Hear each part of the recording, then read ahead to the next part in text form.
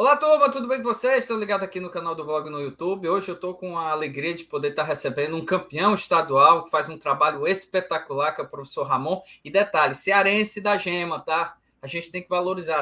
Desde a Bíblia, Jesus já dizia, né, que a gente na nossa cidade não é valorizado. Então vamos valorizar quem é daqui. Então agradeço demais o professor Ramon, que está fazendo um trabalho gigante.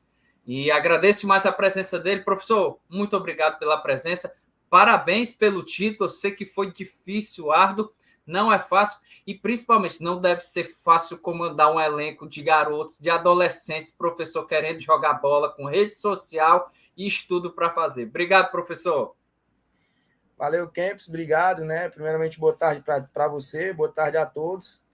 O prazer é todo nosso, a gente se sente muito feliz em poder estar aqui, né? Muito grato pelo convite, como eu te falei, e se precisar, o que tiver ao meu alcance, a gente vai sempre estar aqui. Eu acho que isso é bom demais, a gente poder divulgar o trabalho, né, da base, do Ceará, poder divulgar os meninos, né, o que a gente tem de melhor lá. Então, eu acho que isso é importante demais, isso faz parte do processo e a gente fica muito feliz, tá? Obrigado mesmo.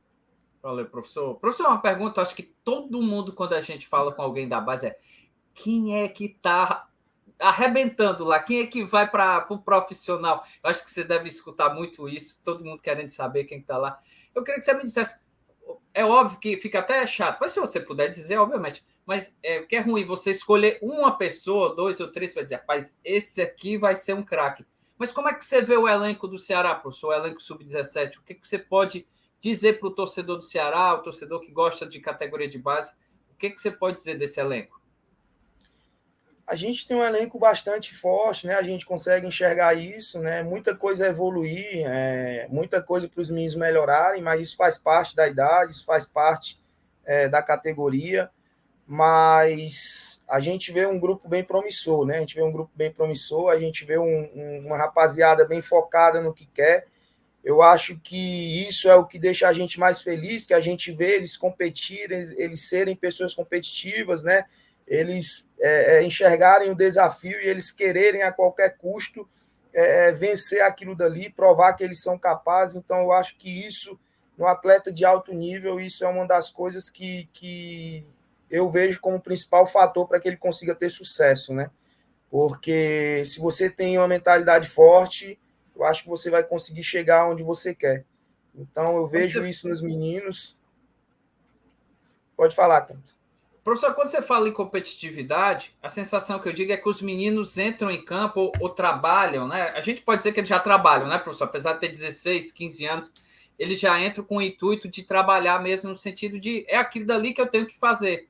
E aí eu pergunto para você, a competitividade não é aquele negócio, eu não estou ali para brincar, não. Eu não vou dar um piquezinho aqui, não vou fazer academia só para fazer, não. A competitividade que o senhor fala é de realmente um esforço não só pelo clube, Sim. pelo time, mas um esforço mesmo da carreira, né? Do trabalho deles, né? Não, sim, pelo sonho deles, pelo que eles almejam, né? A gente sabe que muita gente de fora, né? Então os meninos às vezes abrem mão de muita coisa, da família, dos amigos, né? Daquele contato, aquela relação pessoal ali que eles têm interpessoal com os familiares, com o pessoal mais próximo, para estar ali em busca do sonho, né? Então a gente vê que eles fazem valer esse esforço, esse sacrifício deles abrirem mão de tudo isso em busca do sonho, pela entrega que a gente vê eles darem dentro de campo, né? A gente vê eles se entregarem ao máximo, se doarem, né? Então, eu acho que isso deixa a gente feliz. E em relação a destaque, a gente tem uma galera boa, né? Uma galera que eu tenho certeza que daqui a alguns anos vai estar ali dando uma alegria para a gente no profissional. E eu acho que um ou dois, três, a gente não pode falar assim, mas tem uma galera muito boa, assim, eu acho que um coletivo da gente é muito forte, sabe? É um coletivo forte e eu creio muito que a gente tem um grupo muito promissor e que daqui a alguns anos vai estar ali trazendo alegria para o torcedor do Ceará. Professor, e como é o trabalho assim, como é que você consegue segurar o ímpeto dessa meninada? Como é que você consegue segurar? Olha, calma, que você ainda tem 16, 15, 17 anos. Se acaba que você ainda não é o Messi, você não é o Eric, você não é o Vitor Gabriel, não. Como é que você consegue segurar essa meninada? Você faz algum trabalho específico? O que é que você faz? A gente tem todo o suporte no clube, né? Além da gente do trabalho da gente de campo, né? A gente procura também aconselhar os meninos, mas a gente tem também o trabalho de psicologia no clube, né? Tem o assistente social, a gente tem todo um suporte, né? Uma equipe multidisciplinar que consegue nos ajudar e nos ajudar bastante nisso daí. Então, eu sou muito grato, né, por estar no Ceará, muito grato pela estrutura de trabalho, pela estrutura e condição de trabalho que o clube me dá. E também pelos profissionais que tem ao nosso lado, né? Uma galera mesmo assim que merece que a gente tire o chapéu, são todos excelentes profissionais e prova disso é o que vem, prova disso é o que a gente vem vendo na cidade de Vozão há alguns anos, né? São várias conquistas, né? Não só de título, mas também de jogadores que a gente consegue colocar lá no profissional, de jogadores que a gente consegue exportar para o mercado, né? E jogadores que chegam no nível top, né? Então isso eu acho que isso é o resultado desse conjunto de profissionais que a gente tem lá na cidade de Vozão. Professor, e como foi que você chegou no Ceará? Eu sei que você teve um período para tentar ser jogador, foi jogador, né, no Quixadá, passou pelo Ferrão. Como é que você chegou no sub-17 do Ceará? Por favor, dá um resumo aí do seu início de carreira, obviamente, e agora como treinador. Pronto, vamos lá, né? Primeiro, como todo brasileiro que gosta de futebol, quando a gente recebe uma bola de presente da mãe e do pai, o primeiro presente que o filho quer é o que o pai dá, né?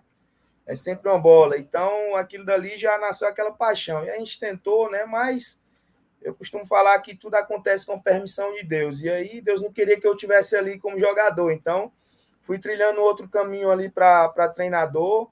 E aí, comecei num projeto social, né? Até que em 2019, esse projeto social em 2014, 2015. E aí, mas sempre, mesmo sendo um projeto social, eu sempre fui muito competitivo, além de tirar a garotada das drogas, dessas coisas que a gente sabe que destrói a juventude, vem destruindo, né? Eu tentava sempre fazer algo mais, sempre nas competições a gente queria vencer, a gente queria estar ali, eu sempre visei muito alto rendimento. E aí, em 2019 surgiu uma oportunidade para mim assumir um clube amador, a gente assumiu, né? Disputamos o estadual sub-20, não O São classificamos, Gerardo, né, mas professor? isso, pelo São Gerardo. Não classificamos, mas conseguimos fazer bons jogos, né, contra os grandes. E aí, no decorrer do ano, eu recebi o convite para ir para o Ferroviário, né, sub-19, que era a Copa Uninta. E a gente foi, né, e na Uninta a gente saiu na semifinal para o próprio Ceará, né, fez um bom campeonato também. E fiquei lá 2019, 2020, 2021 também. E aí surgiu uma proposta para mim para o Ceará para se auxiliar no sub-20, né? E a gente sabe, todo mundo quer estar. É um grande do estado, é um grande do Nordeste, é um grande do Brasil. Você vê aí que a gente vê o Ceará aí nas competições, a gente vê jogos, a gente vê sempre o estádio lotado, a gente vê a grandeza que é o clube, né? Estrutura, condição que a gente ia ter de trabalho. Então eu não pensei duas vezes. Quando surgiu a oportunidade, a proposta, eu abracei. Cheguei lá como auxiliar, mas também sempre respeitando. Se eu fui como auxiliar, eu era auxiliar, né? Sempre respeitando os profissionais que estavam lá com a gente, eu tentando ajudar ao máximo, que foi o Juca, né? Fui auxiliar dele e sempre dando melhor e aprendendo também, né? A gente tem muito a aprender e aí, logo em seguida, ele subiu para o profissional, chegou o professor Marcos Valadares, também outro baita profissional. Os dois, o Juca e ele, são dois caras assim sensacionais como pessoa e como profissional, né? São treinadores assim de alto nível que a gente tem muito a passar. Tenho certeza que logo, logo vão estar aí num profissional e conquistando grandes coisas pelos profissionais que são e pelas pessoas que são, né? Então a gente aproveitou também esse período para aprender, para extrair ao máximo deles. E aí, no início de 2023, surgiu uma vaga para a categoria sub-17 e a gente ficou muito feliz, né, quando optaram por a gente. E a gente sabia das metas que a gente tinha no início da temporada, né, no primeiro semestre, que era conseguir o título, né, para a gente manter essa hegemonia, que a gente tinha sido campeão no ano passado. E a gente queria muito esse bicampeonato, que fazia com que a gente atingisse o feito do clube que foi só em 2019. E aí, não só por isso, mas também pela coroação do trabalho, pela coroação dos meninos, né, pela entrega. E aí, graças a Deus, a gente conseguiu fazer um bom cearense e o outro objetivo era a gente ir bem na Copa do Brasil, que era uma competição nacional, né? E aí, graças a Deus, também a gente conseguiu atingir esse objetivo, né? Saímos para uma equipe que é considerada uma das melhores bases do Brasil, que é o Vasco, e saímos jogando, né? Fazendo 2 bons jogos, no meu ponto de vista e no ponto de vista de alguns colegas que comentaram com a gente. Então, eu acho que isso é gratificante, isso é bom, e aí é isso. Se preparar agora para esse segundo semestre, né? Tem brasileiro agora, né, professor? Vem um brasileiro, uma competição que o nível bem difícil, mas eu creio que a gente tem totais condições de classificar. Professor, e a captação dos jogadores do Sub-17, obviamente que você chegou, já devia ter um elenco, já devia ter a turma já subindo do 15 para o 17. Como é que você está fazendo a captação desses atletas? Você tem gerência nessa captação ou você só fica mesmo com o elenco que chega para você? Não, a gente também tem gerência, a gente tem um acesso, né? A gente vê as carências, tem o pessoal que já é do clube, tem o pessoal que é captado pelo analista de mercado da gente, que por sinal é um baita profissional, um grande profissional, que é o Diego. E aí, juntamente com toda a comissão, né, eles levantam material, passam para a gente, de acordo com a carência que a gente tem, e aí a gente vai vendo qual que se encaixa melhor no perfil do clube, né, no DNA do clube, no modelo de jogo, e aí a gente opta por aquele atleta, né? Mas tem todo um suporte em relação à captação também.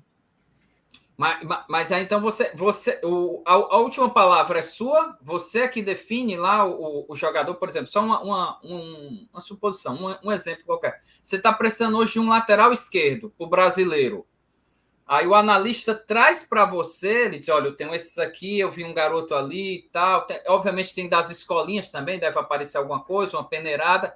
É você que bate o olho e diz: pô, esse aqui eu quero. Ou você ainda vê um teste, você ainda vai para o campo, você vai dar uma olhada. Deixa eu dar uma olhada nesse rapaz aqui, me falaram que ele é bom. Você podia dizer como é, professor? Dependendo do nível de competitividade que o atleta vem, dependendo de onde ele vem, né, a gente vê e consegue cravar se é válido já vir contratado ou não. Não só eu, mas a gente tem uma conversa com toda a comissão, com todo o pessoal do clube, né, os gestores, e a gente vê. E aí, dependendo dessa situação, a gente vê se a gente crava a contratação ou se é válido vir de avaliação, né? E aí a gente decide e posteriormente a gente vê se é válido vir de uma forma ou de outra, né? O Israel, ele é direto com você? Você tem um contato direto com ele? Ou não? Ou acaba você direto com o presidente? Ou você tem todo o seu trabalho dessa captação fica com você? Não, a gente tem um contato direto também com o Israel, o Sandro, né, que é o gerente da gente lá, que por sinal também são 2 grandes profissionais, né, dois seres humanos assim sensacionais, como pessoa e como profissional, né? Então a gente tem um contato com eles sim, eles têm acesso a isso também, até porque eles são os gestores, né? E tem todo o direito de saber, de estar ali com a gente também, né? Deixar uma opinião ou outra, eu acho que isso é válido também. E aí a gente decidir. Professor, e como é o contato com os pais das crianças?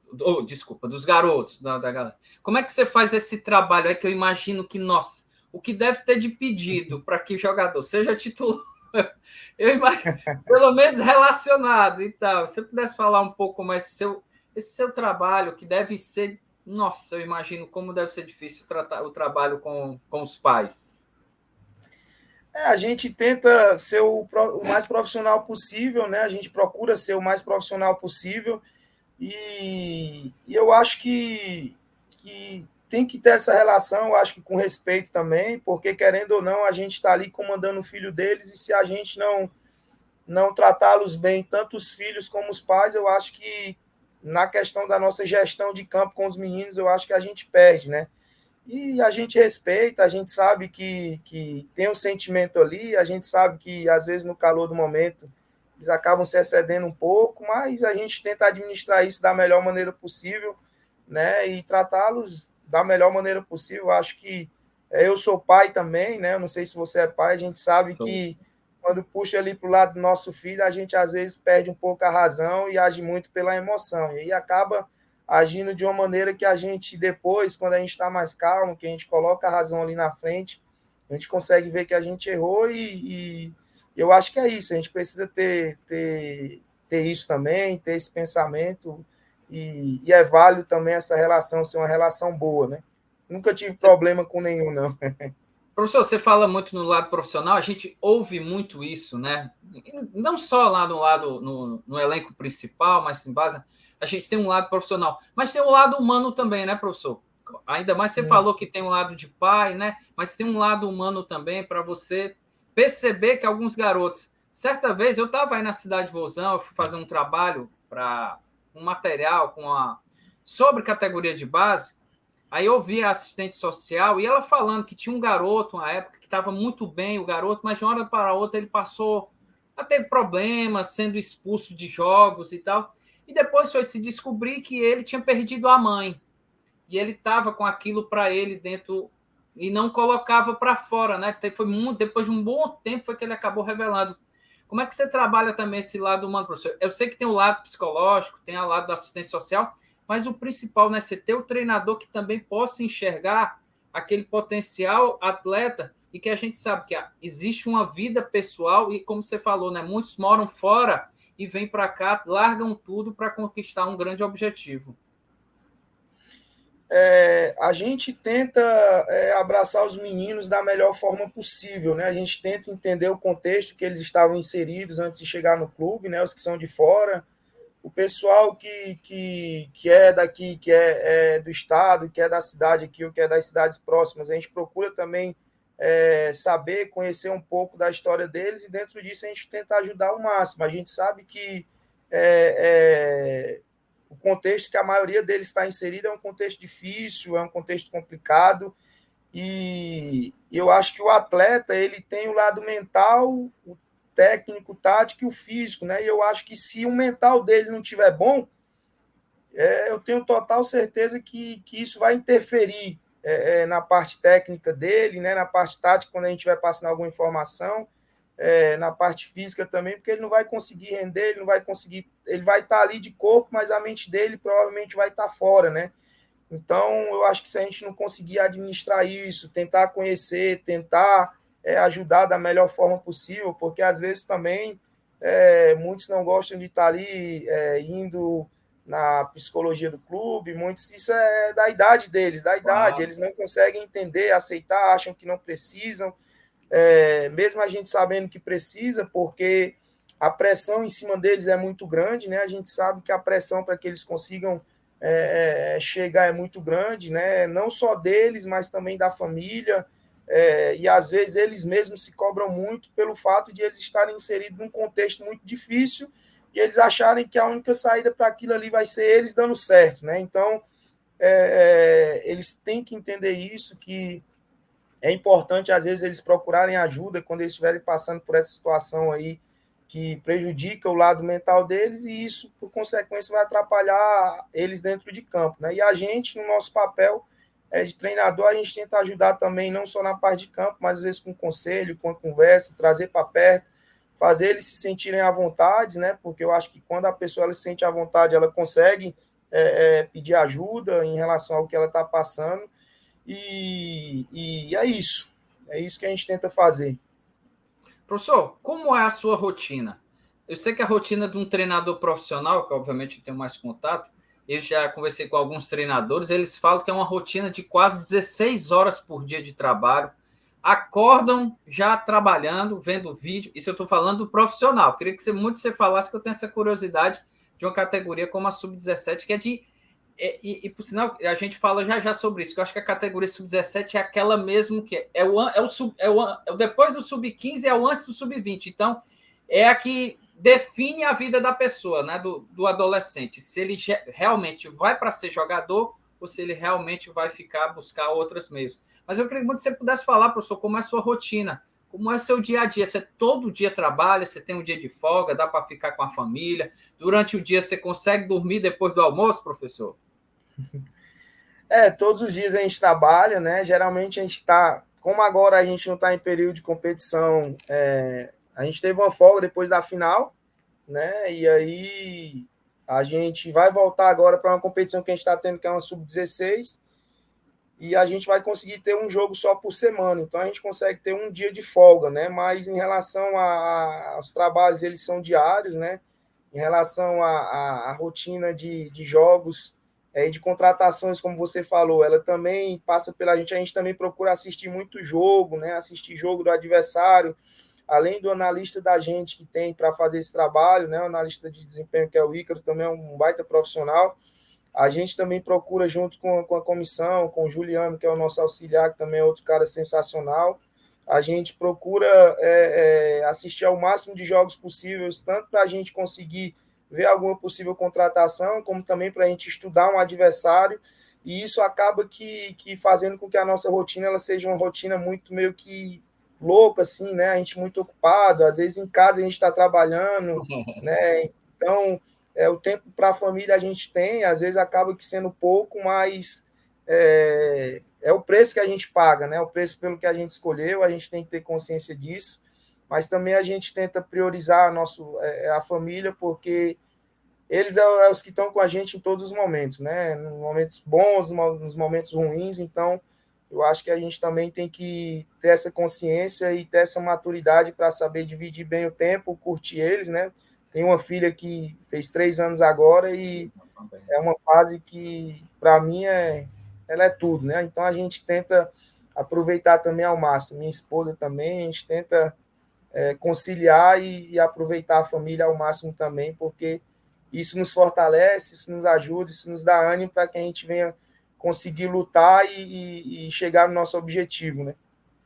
Professor, e todo dia, então, assim, obviamente, quando tem período de competição, já vai começar o brasileiro, você falou que tem agora a Copa Sub-16. Todos os dias você vai para a cidade de Vozão, em Itaitinga? Todos os dias, todos os Nossa. dias. Você mora em qual bairro aqui em Fortaleza? Ah, é aqui na Barra, né? Pertinho do. Nossa! Eita, professor, do outro A lado, mudança que é foi, isso, a rapaz. mudança foi de 8 para 80, né? Imagina, Eu estava no trabalhava do lado ferroviário de do casa, lado, né? do lado. Daqui, da onde eu moro para lá era 5 minutos. E aí, daqui para a cidade de Vozão é 1 hora, dependendo de como tiver, né? O trânsito, às vezes até mais.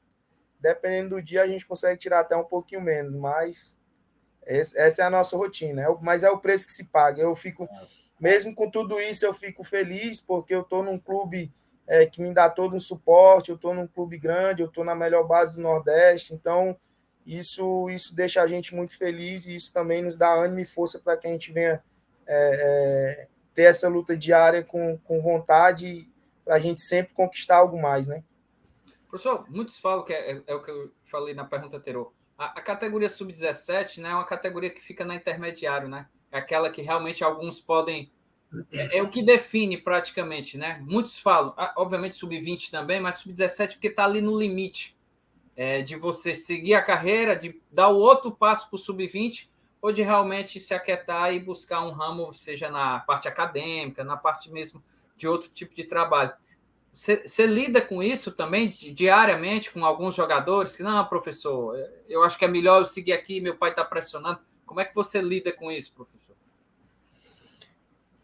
Para ser sincero para ti, Kempis, lá a gente não tem muito essa questão deles estarem escolhendo assim, eles mesmos falarem, optarem por desistir, né? Porque eles têm todo o suporte, né? A gente sabe que o clube está em outra realidade, uma Série B, né? A gente sabe que a realidade em relação ao investimento é outra, então, querendo ou não, isso afeta tudo, mas o clube procura dar todo o suporte para os meninos. Nos outros clubes que eu passei, clubes de menor expressão, a gente lidava muito com isso, né? E aí o atleta, um exemplo, lá no Ceará, o atleta ele tem todo o suporte em relação à parte nutricional, alimentação, ele consegue, os nossos treinos são pela manhã, né? Então, eles já fazem a primeira refeição no clube, que é o café da manhã, né, 8 horas, e aí termina o treino inicia às 9.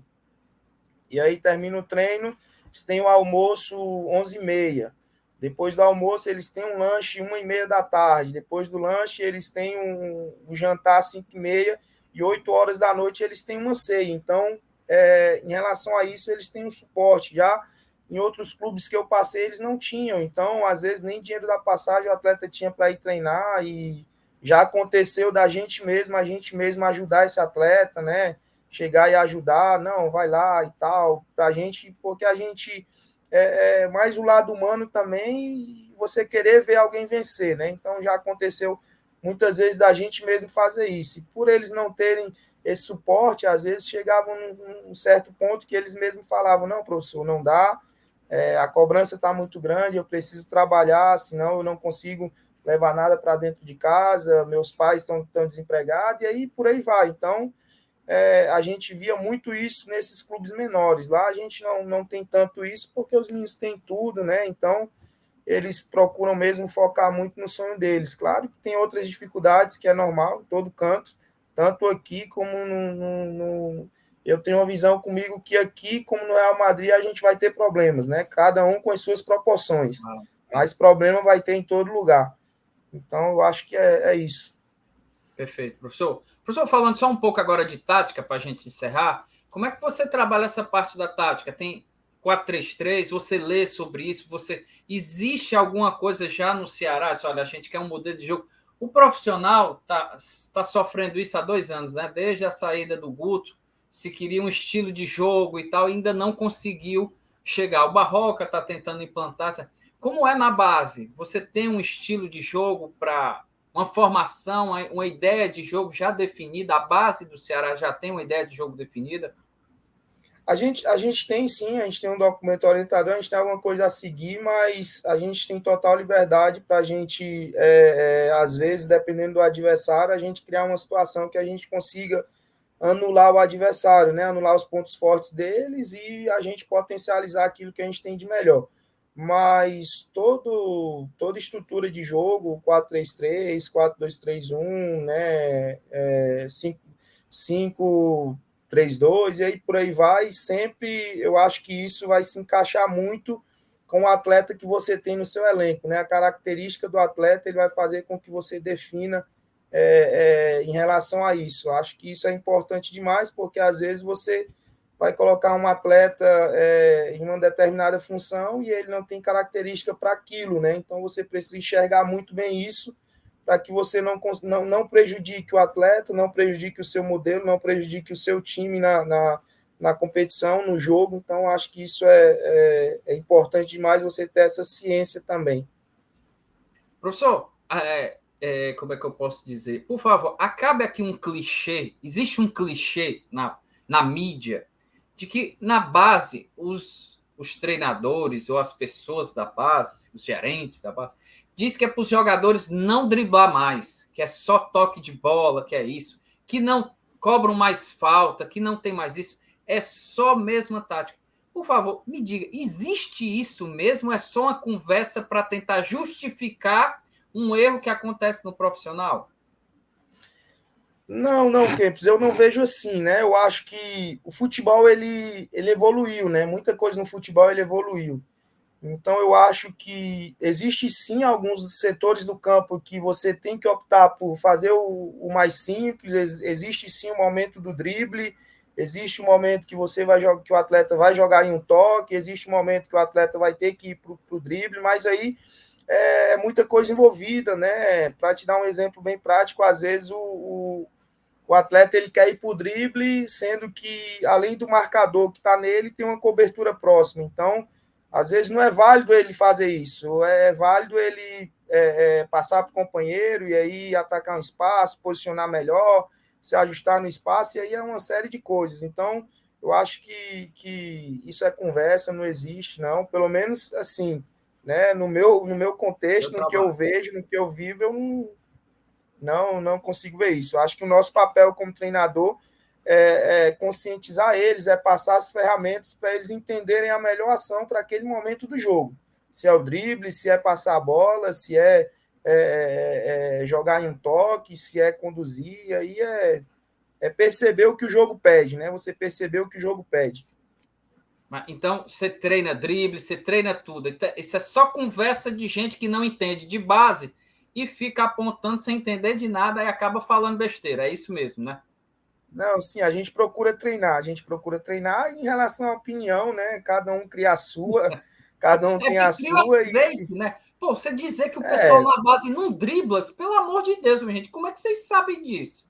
Vocês não acompanham nem o time profissional, você vai lá na base, lá no CT do clube, e vem dizer que o cara não dribla. Que conversa é essa, pô? não, sim, concordo. Concordo, eu não consigo enxergar isso. Eu acho que é o que eu te falei. É você passar para o atleta, você como Claro. treinador, qual que vai ser a melhor ação para ele naquele momento do jogo. Se é o drible, se é passar a bola, se é finalizar. E aí, você passando isso para ele, na hora, a tomada de decisão é dele. Ele vai errar, às vezes ele vai acertar, Claro. mas o importante é ele decidir. É ele que decide, você passa as ferramentas e ele tem que entender, tem que perceber para isso o nível de concentração deles. Tem que estar lá em cima, e aí entra muito naquilo que a gente falou do mental, né?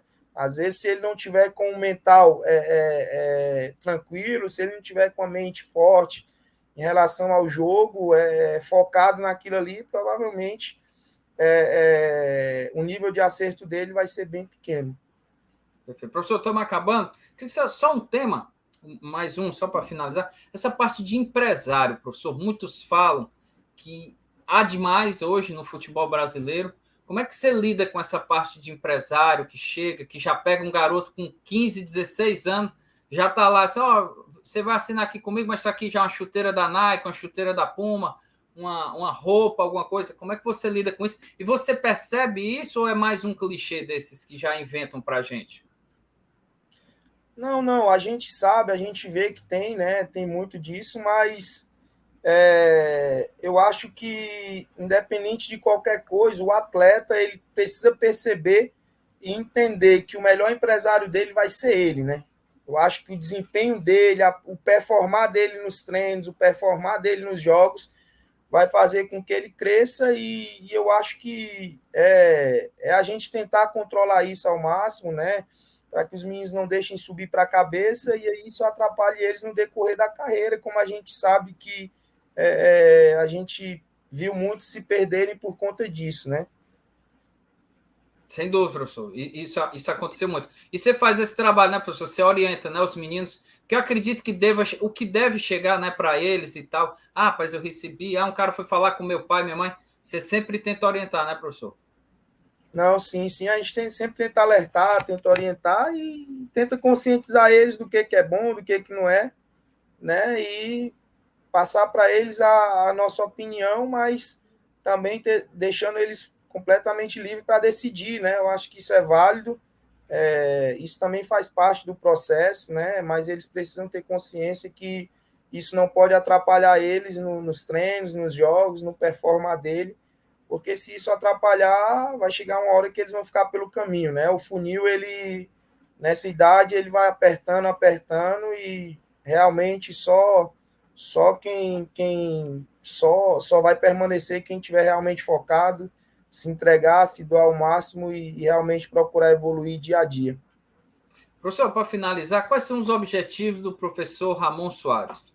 O que você tem em mente, professor? Você, pô, eu quero subir de categoria, eu quero ir para um profissional, não, eu quero ser o grande treinador da base. Queria que você me dissesse quais são os seus objetivos profissionais. Kempis, os objetivos da gente, a gente sempre quer crescer, né? Mas eu sou um cara bem tranquilo, assim, bem consciente, né?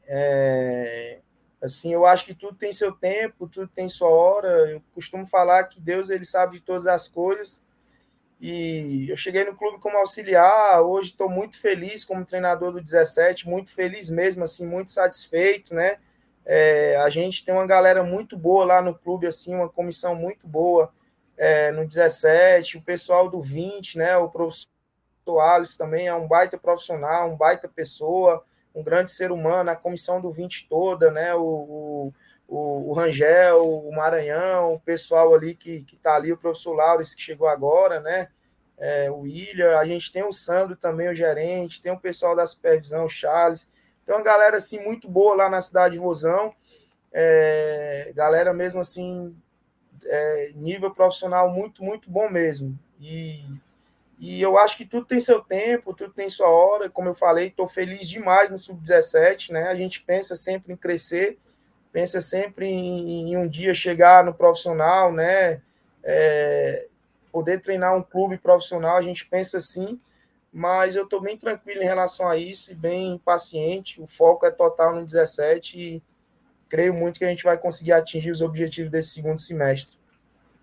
Que seja uma excelente campanha no Brasileiro, professor. Muito obrigado pela participação. Muito obrigado, obrigado. Por mim, a gente poderia passar aqui 2, 3 horas, que aqui tem conversa para falar muito, mas eu entendo seu tempo, entendo que o tema também precisa. A gente está falando, querendo ou não, de garotos. A gente sabe que tem que preservar uma turma. Então, agradeço demais, professor. Obrigado de coração. Sucesso. Feliz mês. Estarei acompanhando o Brasileiro Sub-17, torcendo para que vocês consigam fazer uma grande campanha. E, mais uma vez, parabéns pelo título de campeão, parabéns pelo bicampeonato do Ceará, como eu escrevi no blog, mantém a hegemonia no Sub-17, o Ceará, que eu acho que era o seu grande objetivo. Você pegou um desafio sem tamanho, professor. Eu imagino o tamanho do desafio, assumiu uma responsabilidade dessa, você leva o time às quartas de final de uma Copa do Brasil contra o Vasco e ainda consegue o título de campeão cearense. Parabéns mesmo, sucesso. E eu digo a mesma coisa, precisando, o que for preciso para a gente falar sobre categoria de base, por favor, recorra, fale com o Vitor, mande um grande abraço para o querido Sandro. Sandro é meu amigo, é uma pessoa que eu tenho um carinho, um profissional de uma imensa competência. O Ceará está muito bem servido de uma pessoa como o Sandro, então desejo muito, muito sucesso para todos vocês, professor. Mais uma vez, muito obrigado. Nada, Kempis, obrigado. A gente que agradece, né? A gente sabe que realmente foi um título bem difícil, a gente sabia do investimento, a gente sabia das condições que elas seriam adversas pelo fato da gente estar vendo outra realidade, mas graças a Deus, com tudo isso, a gente teve todo o suporte, né? Como tu falou do Sandro, um cara sensacional, sempre ali para ajudar. E árduo, né? Às vezes, num período que a gente ficou em 2 competições, uma logística às vezes complicada que a gente teve em algumas viagens, e aí, querendo ou não, atrapalhou um pouco o nosso rendimento ali a nível estadual, mas graças a Deus a gente conseguiu ser resiliente, né, na competição. Tomamos oscilamos um pouco em alguns momentos devido a isso, mas graças a Deus, como eu falei, a gente conseguiu ser resiliente, se levantar. Fizemos um hexagonal muito bom e a final em si, para mim, fiquei muito feliz pelo título e feliz demais pelo jogo que a gente fez, né? Pelo que a gente apresentou na final, assim. Eu acho que quem assistiu o jogo viu que a gente teve a oportunidade de ganhar de mais gols, né? Contra uma grande equipe, contra o nosso maior rival e um grande time, né? Não foi à toa que eles também chegaram na final, né? Também tem o mérito deles. E a gente fica muito grato por tudo, grato pelo convite, grato por poder falar um pouco de base, falar um pouco da rotina, falar um pouco da cidade de Vozão, e que precisar, estamos às ordens, qualquer dia que quiser ir lá ver um treino, participar de alguma coisa também, tem total liberdade, a gente vai receber com o maior carinho e alegria, tá? Obrigado, professor. Mais uma vez, sucesso. Felicidade mesmo, professor. Obrigado, para ti também, Kempis, tá? Tchau, tchau.